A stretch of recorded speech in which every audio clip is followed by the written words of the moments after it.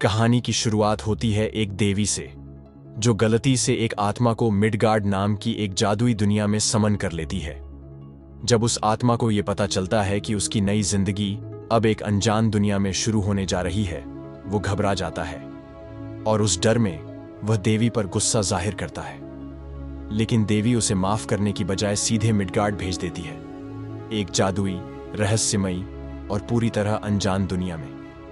जब वो होश में आता है तो खुद को एक 17 साल के लड़के के शरीर में पाता है। भ्रमित और हैरान वह एक जंगल के पास पहुंचता है। वहीं उसकी मुलाकात एक छोटी सी डरी हुई लड़की से होती है जो किसी के डर से उसके पीछे छुप जाती है। अचानक एक विशाल मांसाहारी खरगोश उस लड़की का पीछा करता हुआ आता है, लेकिन वो लड़का, जिसका नाम होता है ताकुमी इरुमा, अपनी हिम्मत दिखाता है और उस भयानक खरगोश को हरा देता है। लड़की उसकी जान बचाने पर बहुत खुश होती है और धन्यवाद के रूप में उसे अपने गांव ले जाती है। उसी समय कहानी दूसरी ओर मुड़ती है, होली सिडोनिया साम्राज्य की ओर, जहां 3 स्कूल स्टूडेंट्स को हीरो बनने के लिए समन किया जा रहा होता है। लेकिन हम फिर लौटते हैं अपने नायक इरुमा की ओर। गांव के लोग इरुमा का खुले दिल से स्वागत करते हैं। वो उसे एक जगह देते हैं जहां वह अपना खुद का घर बना सके। सब लोग उसकी मदद करते हैं क्योंकि उसने उनकी प्यारी लड़की की जान बचाई थी। इरुमा अपनी अल्केमी स्किल्स को आजमाना शुरू करता है। वह अलग अलग कच्चे पदार्थों से काम करता है और आयरन स्टोन्स बनाना शुरू करता है। वो अपने काम में इतना डूब जाता है कि एक दिन बेहोश हो जाता है। बाद में वह सभी के लिए उपयोगी कुकिंग आइटम्स बनाता है और अपनी क्षमताओं को और भी बढ़ाता है। फिर वह अपने लिए पोषण बनाता है जो असली पोषण से भी ज्यादा ताकतवर निकलते हैं। एक दिन नए इंग्रेडिएंट्स की तलाश में वह जंगल चला जाता है। वहां उसका सामना होता है एक विशाल जंगली सुअर से। इरुमा के सारे हथियार उस पर बेअसर साबित होते हैं।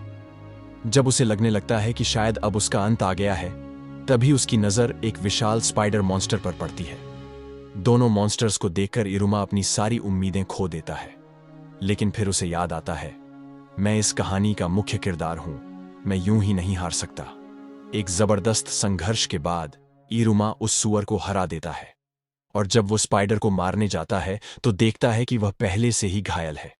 दया भाव से भरकर इरुमा उसे मारने की बजाय अपना पालतू बना लेता है। गांव लौटते वक्त वह अपने साथ लाया सारा लूट का सामान गांव वालों में बांट देता है। गांव के लोग उसकी इस उदारता और वीरता के लिए जश्न मनाते हैं। इरुमा अब इस नई दुनिया को अपना मानने लगा था। इरुमा को अब गांव में रहना बहुत अच्छा लगने लगा था। वह लोगों के साथ घुल मिल गया था। उनके प्रति आभार जताने के लिए उसने गांव के बाहर एक विशाल सुरक्षा दीवार बनाई, एक ऐसी मजबूत दीवार जो गांव को किसी भी मॉन्स्टर के हमले से बचा सके। इसके अलावा इरुमा ने गांव वालों के लिए नए नए उपकरण और गैजेट्स भी बनाए। ऐसा लगता था जैसे कोई आधुनिक युग का आविष्कारक प्राचीन दुनिया में आ गया हो। एक दिन उसकी मुलाकात होती है पापेक नाम के एक व्यापारी से। जैसे ही पापेक उसकी बनाई हुई पोशन का सैंपल छकता है, वह चौंक जाता है। ऐसी पोशन तो मैंने पहले कभी नहीं देखी। उसी दिन मिमिना, जो इरुमा के लिए एक माँ जैसी बन चुकी थी, उसे एक खास कपड़ा देती है जैसे आशीर्वाद में। इसके बाद इरुमा पापेक के साथ शहर की ओर निकल पड़ता है। लेकिन जब वह गांव से विदाई लेता है तो उसकी आंखों से आंसू छलक पड़ते हैं। ये लोग अब मेरे अपने बन चुके हैं। शहर के रास्ते में उसकी मुलाकात होती है एक एडवेंचर ग्रुप से, लायंस फैंग। वो भी इरुमा से काफी प्रभावित होते हैं। 3 दिन बाद इरुमा शहर पहुंचता है और एडवेंचरर्स गिल्ड में अपना रजिस्ट्रेशन करवा लेता है। पापेक इरुमा की पोषण से इतना प्रभावित होता है कि उससे कहता है, तुम्हें शहर में रहने के लिए एक शानदार जगह मिलनी चाहिए। जब इरुमा उस नए घर को देखने जाता है तो देखता है कि वो घर नहीं बल्कि एक छोटा महल है। शहर में रहकर उसे एक गंभीर समस्या का पता चलता है। सैवेज वेस्ट और गंदगी की वजह से लोगों का जीना मुश्किल हो गया है। रॉयल लोग तो अपने महल में मैजिक से सफाई करवा लेते हैं, लेकिन आम जनता के पास ऐसा कोई साधन नहीं है। इरुमा इस समस्या का अल्टीमेट सॉल्यूशन लेकर आता है, एक मैजिकल टॉयलेट सिस्टम। इरुमा के लिए यह एक छोटा सा आविष्कार था, लेकिन पापेक के लिए यह किसी चमत्कार से कम नहीं था। पापेक तुरंत इरुमा से टॉयलेट प्रोडक्शन का डील कर लेता है, लेकिन फिर कहता है, तुम्हें इस प्रोजेक्ट के लिए और लोगों की जरूरत होगी। वह इरुमा को स्लेवरी सिस्टम के बारे में बताता है, पहले तो इरुमा साफ इनकार कर देता है, मैं किसी को गुलाम नहीं बना सकता। लेकिन जब कोई दूसरा रास्ता नहीं बचता तो वह मान जाता है, पर एक शर्त पर। मैं उन्हें गुलाम नहीं, अपनी टीम का हिस्सा मानूंगा। फिर दोनों स्लेव ट्रेडिंग कंपनी जाते हैं। वहां इरुमा की पहली नजर एक अत्यंत सुंदर एल्फ लड़की पर पड़ती है। जैसे ही इरुमा उसे देखता है वो ठहर सा जाता है। सोफिया उससे कहती है, तुम्हें वापस चले जाना चाहिए, ये जगह छोटे बच्चों के लिए नहीं है। थोड़ी देर बाद इरुमा की मुलाकात एक ट्रेडिंग कंपनी की मालकिन से होती है। मालकिन उससे बताती है कि यहां स्लेव का मतलब होता है ऐसे लोग जो तुम्हारे लिए काम करते हैं, लेकिन उनसे कभी भी उनकी मर्जी के खिलाफ कुछ नहीं करवाया जा सकता। इरुमा कहता है, मुझे एक ऐसे शख्स की जरूरत है जो मेरा पूरा घर संभाल सके। तब मालकिन उसे एक लड़की से मिलवाती है जिसका नाम होता है मारिया। मारिया घर के सभी कामों में माहिर होती है। इरुमा उसे अपना स्लेव स्वीकार कर लेता है। उसके बाद इरुमा मालकिन से उस एल्फ यानी सोफिया के बारे में पूछता है। मालकिन बताती है, मुझे वो एक युद्ध में मिली थी, उसका एक कान कटा हुआ है और पैर में चोट लगी है। वो अब किसी काम के लायक नहीं है। अगर तुम उसे खरीदते हो तो तुम्हें कोई फायदा नहीं होगा।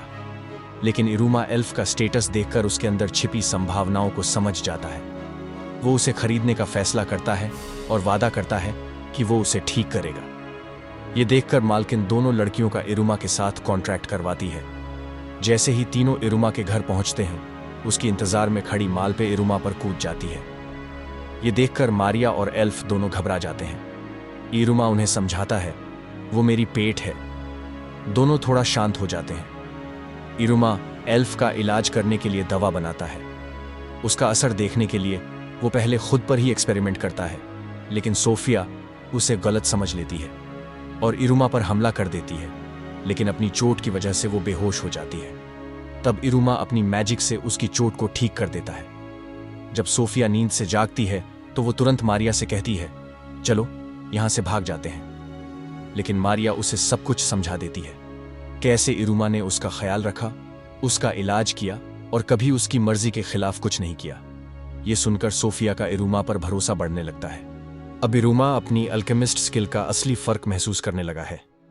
मारिया बताती है कि उसने सोफिया और इरुमा को रात में एक साथ देखा था और कहती है कि वो मंजर कुछ ऐसा था जैसे कोई प्रिंस अपनी प्रिंसेस से मिलने आया हो। अगले दिन तीनों मिलकर पापेक के साथ पहले किए गए कॉन्ट्रैक्ट के मुताबिक उसके लिए बहुत सारे टॉयलेट्स बनाते हैं। अब इरुमा एक नई यात्रा पर निकलने का सोचता है। तब मारिया मुस्कुराते हुए कहती है, मैं भी साथ आऊंगी। उसकी बात सुनकर इरुमा उसके स्टैट्स देखता है और तब जाकर उसे मारिया की खास एबिलिटी के बारे में पता चलता है। इरुमा उन दोनों के लिए हथियार बनाता है, सोफिया के लिए चमचमाती तलवारें और मारिया के लिए एक दमदार भाला। सोफिया मारिया को पूरे जोश से ट्रेनिंग देती है। अब इरुमा उन्हें गिल्ड में रजिस्टर कराने ले जाता है।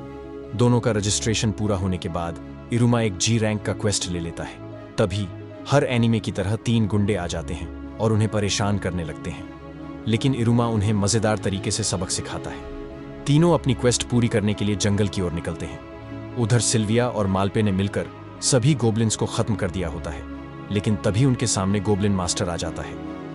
इरुमा अपनी जबरदस्त फायरबॉल से उसे जला देता है, लेकिन गिल्ड मास्टर को उस पर यकीन नहीं होता। तभी मालपे इवॉल्व होकर सामने आती है और उसकी ताकत देखकर गिल्ड मास्टर कांप उठता है। उसी समय पापेक उनकी मेंशन में आता है और कहता है, किंग तुमसे मिलना चाहते हैं। इरुमा पहले मना कर देता है, लेकिन उसके पास कोई और विकल्प नहीं होता, तो वह मान जाता है और फिर वह राजा से मिलता है। राजा उसे भरोसा दिलाता है कि वह उसे पूरी सुरक्षा देगा। इरुमा अब पहले से भी ज्यादा जीनियस बन चुका है।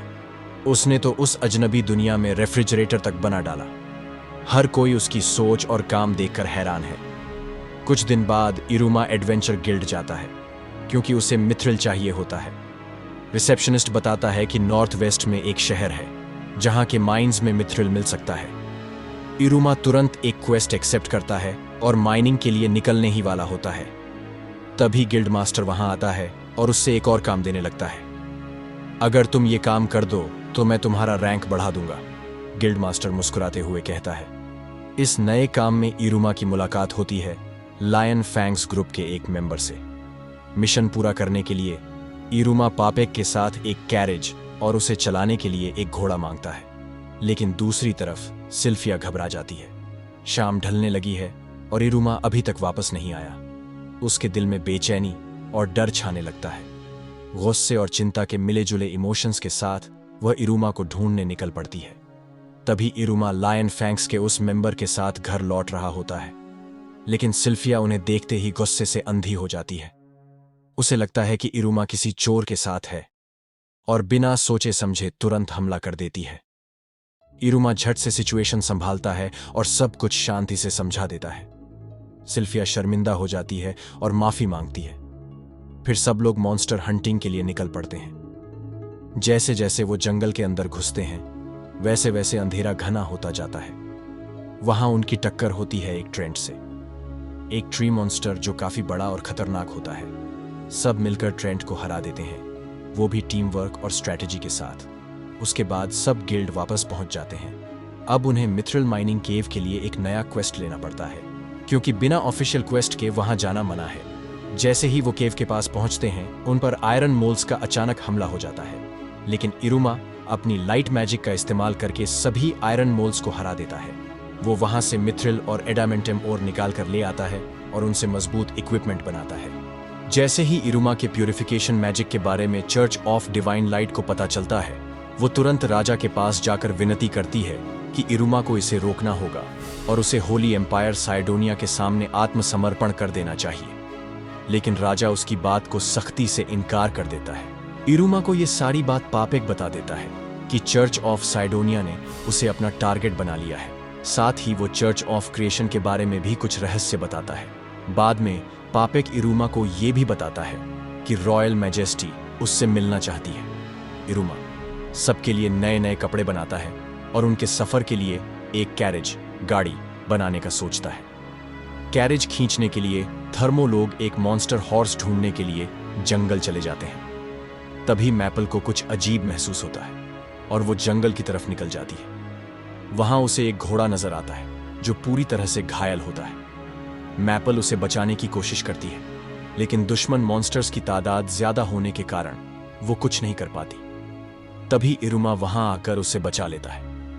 मैपल खुशी से रो पड़ती है। तब उन्हें पता चलता है कि जिसे मैपल पसंद करती थी वो एक ड्रैक हॉर्स है। इरुमा उसे हील करने की कोशिश करता है, पर उसकी चोट इतनी गहरी होती है कि हीलिंग काम नहीं करती। बाद में इरुमा उसे अपने आइटम बॉक्स में रख लेता है, लेकिन उस ड्रैक हॉर्स की ताकत इतनी ज्यादा होती है कि इरुमा बेहोश हो जाता है। फिर इरुमा उसे टेम वॉश कर लेता है। अपनी हाई लेवल हीलिंग मैजिक की वजह से वो उसे पूरी तरह ठीक कर देता है। इरुमा द्वारा बनाया गया कैरेज जब सबके सामने आता है तो सभी दंग रह जाते हैं। वह इतना सुंदर और शक्तिशाली होता है कि सब हैरान रह जाते हैं। इसके बाद सभी लोग राजा से मिलने के लिए निकलते हैं। तभी उन्हें लायंस फैंग गिल्ड के सदस्य एस्कॉर्ट करने आ जाते हैं। पापेक जब इरुमा का कैरेज देखता है तो वह भी चौंक जाता है, लेकिन उनकी यात्रा बिना किसी रुकावट के सफल होती है और वे अपनी मंजिल तक सुरक्षित पहुंच जाते हैं। धन्यवाद मैपल और ड्रैक हॉर्स को, क्योंकि उनके रहते कोई भी मॉन्स्टर उनके पास नहीं आ पाता। इरुमा को अपने कामों में मदद के लिए एक और व्यक्ति की जरूरत होती है, इसलिए वह एक असिस्टेंट की तलाश में एक और ट्रेडिंग कंपनी जाता है। वहां उसकी मुलाकात एक वुल्फ बीस्टमैन महिला से होती है। इरुमा उसे देखकर प्रभावित होता है और उसे अपना असिस्टेंट बना लेता है। इरुमा और वह लड़की वुल्फ बीस्टमैन मिलकर एक साथ अल्केमी की प्रैक्टिस करने लगते हैं। इरुमा महाराज मैजेस्टी के लिए एक शानदार कैरेज बनाकर देता है। राजा इरुमा की कला और कौशल को देखकर बेहद प्रसन्न हो जाते हैं और उसे इनाम देने की बात करते हैं। बाद में इरुमा महल से निकल जाता है। तभी रेवा कहती है कि वह भी गिल्ड में रजिस्टर होना चाहती है, क्योंकि वह इरुमा के साथ एडवेंचर पर जाना चाहती है। जब वे गिल्ड पहुंचते हैं तो रिसेप्शनिस्ट कहता है कि तुम अब इस गिल्ड की शानदार टीमों में से एक हो, तो तुम्हें अपनी टीम के लिए एक नाम चुनना होगा। तब इरुमा कहता है, मुझे नाम रखना नहीं आता। तभी गिल्ड मास्टर वहां आता है और उसे नाम चुनने में मदद करता है। थोड़ी सोच विचार के बाद इरुमा किसी तरह अपनी टीम के लिए एक नाम चुन लेता है, विंग्स ऑफ नोलन।